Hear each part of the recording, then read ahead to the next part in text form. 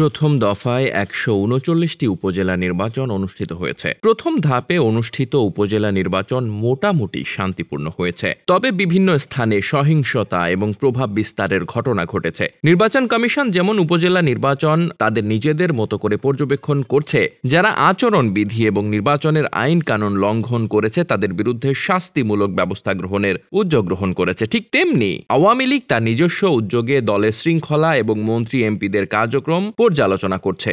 আওয়ামী লীগের দায়িত্বশীল সূত্র বলছে, প্রধানমন্ত্রী শেখ হাসিনার নিজস্ব উদ্যোগে বিভিন্ন এলাকায় টিম সরাসরি কাজ করেছে এবং তারা প্রথম দফায় অনুষ্ঠিত সবগুলো উপজেলার নির্বাচন মনিটরিং করেছে, যেখানে তারা খোঁজখবর নিয়েছে যে মন্ত্রী এমপিরা নির্বাচনে কতটা প্রভাব বিস্তারের চেষ্টা করছে, অবাধ সুষ্ঠু নিরপেক্ষ নির্বাচনকে তারা কতটা বাধাগ্রস্ত করতে চেষ্টা করেছে এবং তাদের কারণে নির্বাচনে কি কি ধরনের পরিবেশ নষ্ট হয়েছে।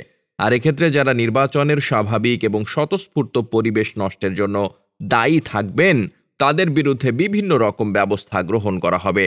আওয়ামী লীগের একজন প্রেসিডিয়াম সদস্য বলেছেন, এই উপনির্বাচনগুলোতে যারা প্রভাব বিস্তারের চেষ্টা করবে তাদের বিরুদ্ধে একাধিক ধরনের ব্যবস্থা গ্রহণের জন্য নীতিগত অবস্থান নেওয়া হয়েছে। যারা নির্বাচনে তাদের নিজস্ব প্রার্থী বা আত্মীয় স্বজনকে জেতানোর জন্য প্রশাসন বা আইন শৃঙ্খলা রক্ষাকারী বাহিনীকে ব্যবহার করতে চাইবে বা নির্বাচনের পেশি শক্তি প্রয়োগ করতে চাইবে, তারা দলের পথ হারাবেন। উপজেলা নির্বাচনের সবগুলো ধাপ অনুষ্ঠিত হওয়ার পর আওয়ামী লীগের কার্যনির্বাহী কমিটির বৈঠকে এ বিষয়গুলো নিয়ে চুলচেরা বিশ্লেষণ হবে বলেও আওয়ামী লীগের ওই প্রেসিডিয়াম সদস্য জানিয়েছেন। প্রধানমন্ত্রী শেখ হাসিনা চেয়েছেন একটি অবাধ, সুষ্ঠু এবং নিরপেক্ষ নির্বাচন, যে নির্বাচনে জনগণ স্বতঃস্ফূর্তভাবে ভোটাধিকার প্রয়োগ করবে। আর এক্ষেত্রে স্বতঃস্ফূর্ত ভোটাধিকার প্রয়োগে যারা বাধা দেবে, অবাধ, সুষ্ঠু, নিরপেক্ষ নির্বাচনকে যারা কলুষিত করতে চাইবে, তাদেরকে আওয়ামী লীগের কোনো পদে রাখা হবে না, তারা যে পর্যায়ে বা যে পদেই থাকুক না কেন।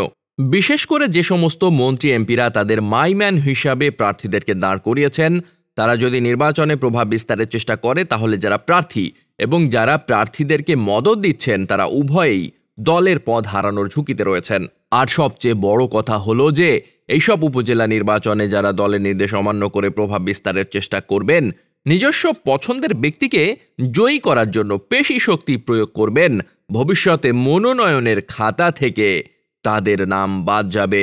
তাদেরকে ভবিষ্যতে মনোনয়ন দেওয়ার ব্যাপারে আওয়ামী লীগ সভাপতি ও প্রধানমন্ত্রী কঠোর অবস্থান গ্রহণ করবেন।